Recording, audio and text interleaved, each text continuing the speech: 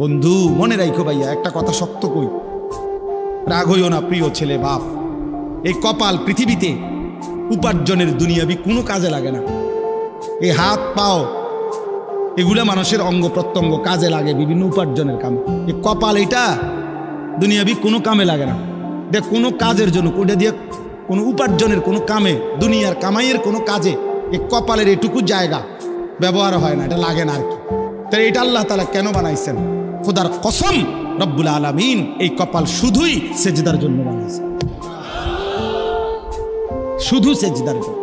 এই জন্য যে কপাল সেজদা দেয় না, যে কপালে সেজদা নাই, তুই মানুষও না, মানুষের বাচ্চাও না,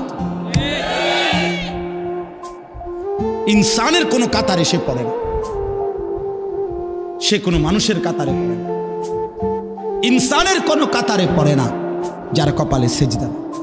কারণ কপাল বানানোই হয়েছে, সেজদা কাকে বলে? ওয়াদউল জাবহাতে আলাল আরদ, জমিনের মধ্যে কি রাখা, এই তো কপাল রাখাটারেই কি কয়, তার মানে সেজদা কপাল। কপাল বানানোই হয়েছে কিসের জন্য?